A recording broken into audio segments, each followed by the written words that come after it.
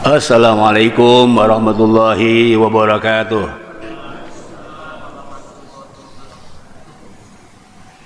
Bismillah walhamdulillah wassalatu wassalamu ala rasulillah Sayyidina Muhammad ibn Abdillah wa ala alihi wa sahbihi wa mawala wa ba'du. Mari kita lanjutkan tafsir Maudhu' Bidirayah. Insyaallah hari ini akan menjelaskan surat Muhammad ayat 29. Judul teksnya adalah Allah membongkar hati orang yang dendam dan jahat kepada Islam, kepada umat Islam dan kepada orang yang membela Islam. Tetapi tafsir Maudhu' itu kan harus dikaitkan dengan ayat sebelum sesudahnya dan ayat lain, dan juga harus melihat realitas kehidupan kita saat ini. Kalau dikaitkan dengan ayat sebelumnya, yaitu ayat 4, menjelaskan tentang orang-orang yang gugur di jalan Allah tidak akan disia-siakan. Mereka adalah syahid. Mereka akan melihat surga sebelum mereka masuk surga. Ketika mereka dibantai atau gugur di medan perang, syuhada itu melihat surga sebelum mereka masuk surga. Kemudian dikaitkan dengan ayat 33, Allah akan membalas kepada orang yang merusak di dunia. Kalau dia membunuh harus dikisos, mencuri harus potong tangan. Kalau dia menakut-nakuti orang atau memberi rasa gelisah di masyarakat, maka ditangkap kemudian dipenjara. Juga dikaitkan dengan asbab nuzul ayat ini, ada peristiwa pembantaian di zaman Nabi Muhammad SAW terhadap sahabat Nabi, termasuk Iskun Nabi, Yasar Nabi. Ada 18 orang yang membantai, 15 orang sedang mengembalakan unta. Kemudian Rasul mengetahui kejahatan mereka, kemudian mengutus 20 orang untuk memberikan balasan kepada yang membantai 15 orang sedang mengembalakan unta. Mereka itu mengaku sakit, kemudian Rasul memberi informasi supaya mengobatinya dengan air susu unta. Dan di sana ada 15 orang sedang mengembalakan. Sesampainya mereka di sana, ternyata berpura-pura saja ngaku sakit. Tujuannya untuk mengambil unta, membantai orang yang 15 orang itu. Setelah Rasul diberitahu, kemudian mengutus 20 sahabat pasukan kuda untuk mengkisos. Karena mereka membantai dengan mencungkil mata, kemudian dibalas dengan kisos, dicungkil juga matanya. Bahkan Nabi menyatakan harus dijemur di tempat yang panas dan jangan dikasih makan, karena mereka sudah melakukan pembantaian terhadap sahabat yang tidak berdosa. Melihat realitas sekarang ini, karena pengawal imam besar 6 orang dibantai dan sampai hari ini belum ditemukan siapa yang membantai itu. Meskipun sudah ada sidang, tapi sidang dagelan karena dinyatakan bahwa mereka saling tembak. Padahal pengawal itu tidak dia sertai dengan senjata tajam. Ini merupakan kejanggalan. Ini persoalan yang ada dikaitkan dengan surat Muhammad dari ayat 29, ayat yang keempat surat Muhammad tentang orang syahid. Maka judul yang pas untuk hari ini adalah membongkar para pembantai syuhada di KM 50. Kenapa kita harus menjelaskan tentang membongkar para pembantai syuhada, pengawal imam besar di KM 50? Karena kalimat di ayat ini, yaitu Allah menjelaskan bahwa tidak akan dibiarkan orang yang dendam kepada Islam atau kepada orang yang membela Islam. Al-Quran yang menjelaskan tentang syuhada pentingnya kita menjadi manusia yang membela kebenaran, maka ayat ini lebih relevan untuk kita bahas. Allah yukhrijallahu adgonahum, Allah akan membongkar tentang kedengkian hati.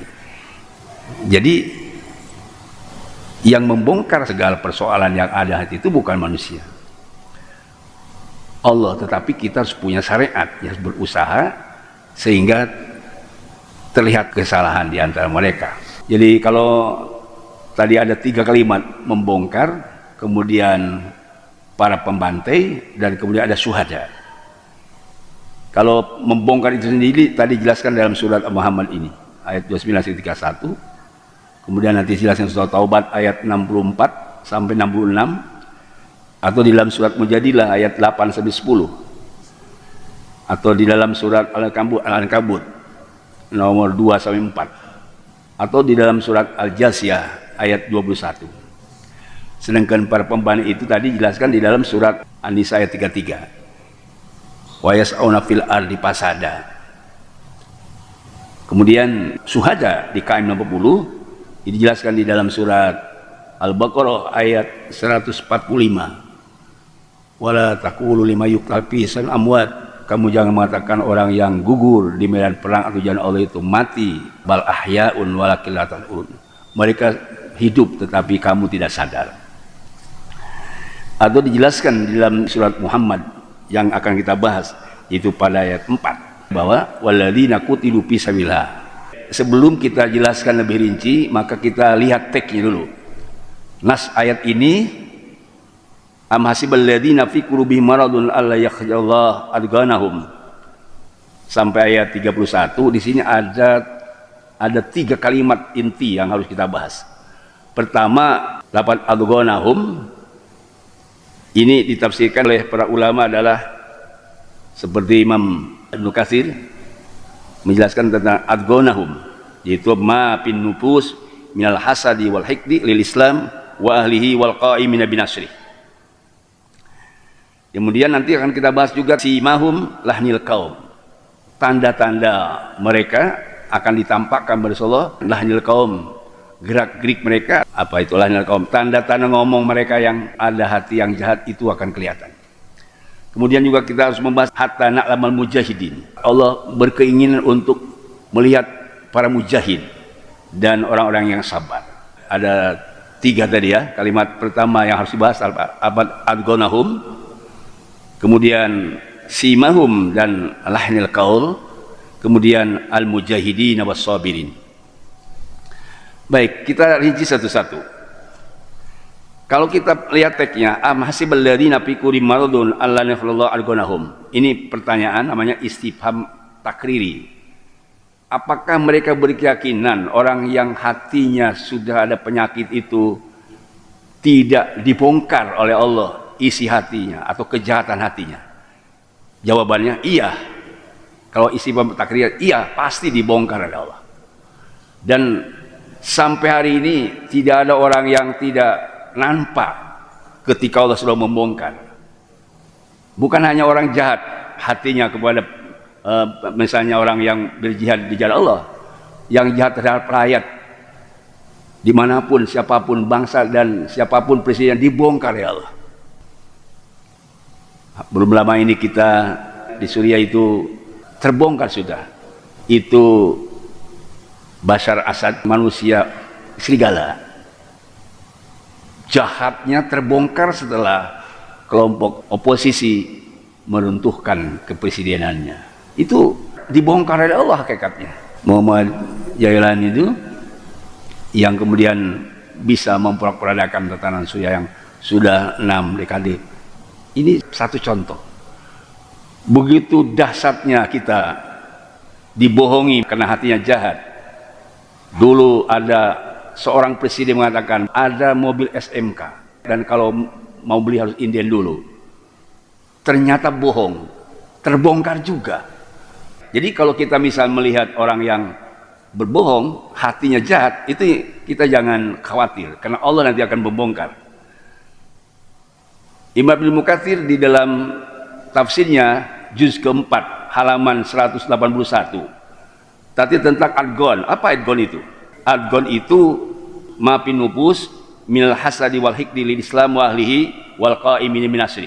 Dengki atau hasud yang ada dalam jiwa manusia lil Islam. Hasud dan dengki kepada Islam. 2, wa ahli, dengki dan hasud kepada umat Islam. 3, dengki dan hasud al qaimin min asri, orang yang menegakkan Islam. Makanya al-qaimin min asri itu disebut front pembela Islam. Artinya garis depan untuk membela Islam. Itu front pembela Islam. Itu sudah dijelaskan oleh Ibnu Katsir di dalam tafsirnya 181.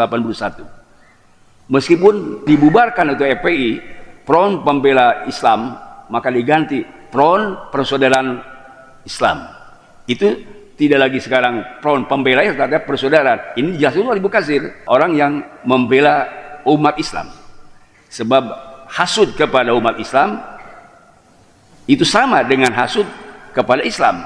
Makanya ditafsirkan 3, orang yang hasud kepada Islam atau hasud kepada umat Islam atau hasud kepada pembela Islam, ini mesti kata adgon. Allah yakhrijallahu adgonahum. Kalimatnya yahdaru munafiquna ma fi qulubihim. Orang munafik itu takut terbongkar hatinya kalau turun ayat. Tapi Allah menjelaskan, innallaha muhyiyu ma tahdarun. Allah akan membongkar apa saja yang kamu takutkan. Yang ditakuti umat yang berbohong pasti dibongkar kebohongannya.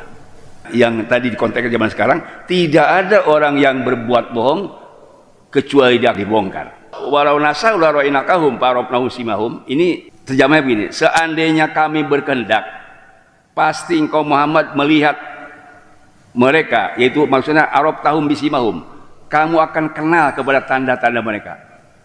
Bukan berarti launa itu lau istihalah, tapi sama antum tazrawnahu amnanu zariun launa sa'u la ja'al hutaman. Apa kamu yang menanam padi di sawah atau Allah? Apa kami? Maka jawabnya pasti Allah yang menanam padi, hakikatnya.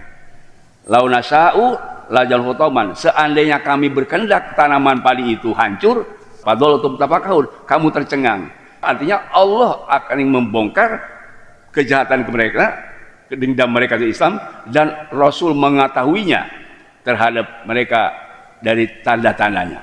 Kedua, wala ta'rifanahum fil hinqal, juga Rasul akan mengetahui tanda-tanda bicaranya, gerak-gerik langkahnya. Jadi kalau orang sudah hasud, orang sudah dengki, pasti ngomongnya salah. Dan ada beberapa pendapat para ulama. Misalnya di sini dijelaskan oleh Utsman bin Affan, orang yang jahat hatinya atau yang menutupi kejahatan hatinya. Ma asarul hadun sariratan, tidak ada seorang manusia yang menyembunyikan kejahatan illa abdahallahu ala safhati wajhi, kecuali oleh Allah ditampakkan di lembaran mukanya, wapal taati lisani, dan pelentat-pelentut lisannya. Jadi pelentat-pelentut itu bahasa Arab, paltat. Kalau orang sudah bohong pasti ngomongnya pelentat-pelentut, dan wajahnya mereka akan jelek. Sebab apa? Hatinya jelek. Apa yang ada di hati nampak di wajahnya. Ini menurut Utsman bin Affan. Kalau di dalam hadis yang disampaikan Rasulullah, ma'asal hadun sariratan ila kasallahu jabalilha in khairan fa khairun wa in sarran fa sarun. Sabda Nabi, tidak ada seorang pun yang menyembunyikan sesuatu di hatinya ila kasallahu jalbaba, kecuali oleh Allah ditampakkan. Allah memberikan baju seperti baju yang ada di badannya. In khairon fa khairun. Kalau dia hatinya baik, maka kelihatan baik, gerak-geriknya baik, langkahnya baik, ngomongnya pasti. Tapi wa in sarron fa sarun. Kalau memang hatinya jahat, pasti langkahnya salah, serba salah. Oleh karena itu kita juga harus melihat sebuah tafsir yang dijelaskan yaitu oleh Imam Zamakhsyari tentang tanda-tanda tadi orang yang berbuat jahat. Adgon itu ada akhlak, ahkon, ya. Adgon ahkon, ada orang dengki. Ikhraj juga maksudnya ikhraj itu ada ibrazuha. Ikhraj tadi itu mukhrij, ibraz ditampakkan. Jadi dibongkar, seperti jelas. Kepada siapa? Kepada Rasulullah SAW dan kepada umat mukminin yang ikut seperti Nabi. Kalau dia hidupnya seperti Nabi, maka akan seperti Nabi. Apa artinya Nabi? Tahu tentang siapa sesungguhnya manusia yang salah itu. Di dalam tanda-tandanya tentu. Hadis ini adalah ditampakkan kemunafikan atau permusuhannya. Nah, kenapa sebabnya? Kanat sudurum tagla hanakon alaihim. Orang yang hasud itu bergejolak di hatinya sehingga tagla hanakon alaihim. Seperti orang yang marah. Itu hancurnya Abi Lahab karena memang usahanya jahat. Sehingga ditampakkan kepada Rasulullah SAW tentang kejahatan Abi Lahab. Kemudian kalau kita misalnya melihat la ra'ainakahum, ini maksudnya tanda tadi bahwa kami akan memperlihatkan kepada, artinya menampakkan kepada Rasulullah SAW. Itu Anas bin Malik menjelaskan. Setelah turun ayat ini, ma khufiya ala Rasulullah SAW bihadil ayat, tidak ada yang tersembunyi satupun dari orang munafik, tapi beberapa orang saja, apa tidak semua. Kana ya'rifuhum bisimahum. Rasulullah tahu tanda-tanda orang munafik. Bahkan walaqad kunna fi ba'dil ghazawat, Rasul pernah menyampaikan, kami pernah datang ke suatu peperangan, wa fiha tis'atu minal munafiqin, ada 9 orang kaum munafik yang selalu mengganggu umat Islam. Sehingga sahabat Nabi waktu itu mengeluh, ya Rasulullah, ini ada orang yang mengganggu kepada kita ini. Maka kemudian pada saat itu Imam Jamansari, panamu dzata lailatin, kemudian yang 9 orang itu tidur, wa asbahu, kemudian pagi-pagi, wa ala jubhati kulli wahidin minhum maktubun hadza munafiqun.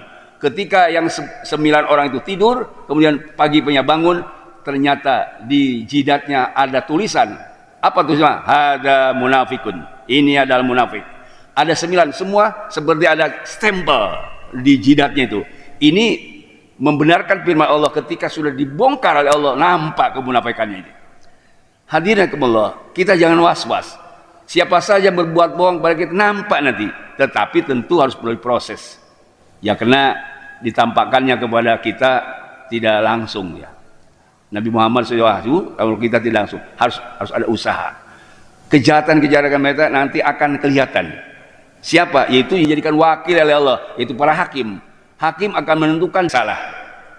Satu contoh misalnya, ketika KM50 dibantai itu CCTV-nya, ternyata ada peristiwa Brigadir J. Ketika disidang, maka Sambo mengaku bahwa yang merusak CCTV adalah dia. Seandainya Sambo tidak dihakimi atau tidak dituntut di pengadilan, tidak akan nampak, tidak akan ketahuan tentang jahatnya Sambo terhadap pengawal Habib Rizik. Contoh berikutnya, ketika terjadi pembantaian itu, ya tidak harus dibawa ke rumah sakit, tapi ini pertolongan Allah, dibawa ke rumah sakit. Ketika di rumah sakit mau diambil keluarga tidak boleh. Ternyata di situ ada bekas luka tembak. Kalau ditembaknya dia jauh tidak terbakar, tapi kenapa? Terbakar berarti itu ditembak dekat. Ini pembuktian-pembuktian yang ditampakkan oleh Allah Subhanahu wa taala melalui proses manusia. Seandainya tidak ada alat untuk bisa mengetahui tentang menembak dekat dengan jauh berbeda, pasti kita tidak tahu bahwa itu adalah ditembak oleh polisi. Ini menunjukkan bahwa kebohongan mereka dibongkar melalui rumah sakit, dibongkar melalui sidang Sambo. Kemudian kaitannya tadi dengan pembantaian. Pembantaian itu dijelaskan di dalam Al-Quran. Wayas aunafil ardi, orang yang merusak di muka bumi itu tafsirnya ada 3. Ahdil mal, 1 mengambil harta, 2 takdir harin, yaitu melakukan tindakan asusila terhadap kaum wanita, dan ketiga qatlin nufus, membunuh jiwa. Itu pasaran fil ardi. Pasaran fil ardi seperti dicontohkan tadi dalam sejarah Nabi, sampai ada yang dicungkil matanya dan dijemur. Kenapa? Memang kisos. Kisos itu kan kisos itu sampai gunting. Kalau dia membunuhnya dipukul, mukul lagi. Kalau dia nembak ditembak lagi. Kalau dia kalau mencungkil mata dicungkil mata lagi. Kalau dia menembak, membunuhnya, membantainya, ditembak dengan dekat, tembak dekat lagi. Orang yang merusak di muka bumi itu pertama ayukotalu. Kalau hanya membunuh, yukotalu, dibunuh dari. Kalau dia membunuh sambil merusak, ini yusolabu, digantung. Seperti tentara yang pro Bashar Assad itu sudah diperlihatkan kepada masyarakat sebab mereka membantai rakyat Suriah, kaum Sunni. Hukuman seperti itu. Jadi bagaimana dia membunuhnya? Kalau misalnya tadi sampai mencungkil, ada berpendapat bahwa kenapa kok sekejam itu Rasulullah. Dalam tafsir Sawi Al-Maliki, ya ada 3 jawaban. 1, ini mungkin khususnya kepada Rasulullah. 2, ada yang mengatakan nyasa. 3, boleh kena kisos. Apa boleh kena kisos? Boleh kita menggantung manusia sampai mati kalau memang dia buat kejahatan yang tidak hanya membunuh, itu tidak hanya sekadar dibunuh, maka yusallabu, selain dibunuh digantung. Hadirin kaumullah, ini yang pertama ya.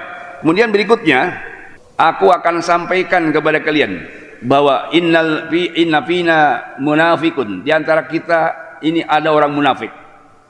Kemudian Rasulullah berdiri, apabila yang disebut oleh aku kamu harus berdiri, disebut oleh Rasulullah satu persatu, ya, kemudian sampai ke 30 orang. Jadi Rasulullah tahu tentang jumlah munafik yang 30 orang itu dengan persoalan simahum, tanda-tandanya. Kemudian lahir kaul, lihat oleh kita pembicaranya. Orang yang tidak jujur itu pasti ngomongnya selalu salah dan mukanya juga tidak menampakkan wajah yang ceria karena memang dia sudah salah. Kemudian ketiga, menjelaskan tentang apa sebabnya. Apa sebabnya kita harus membahas ini? Sebenarnya di sini wallahu ya'lamu amalakum. Allah tahu kepada amal perbuatan kamu, ada baik ada buruk. Tidak ada yang terlewatkan. Sebab di Al-Qur'an itu dalam surat Mujadilah, mana jua min salatatin illa wa rabbihum.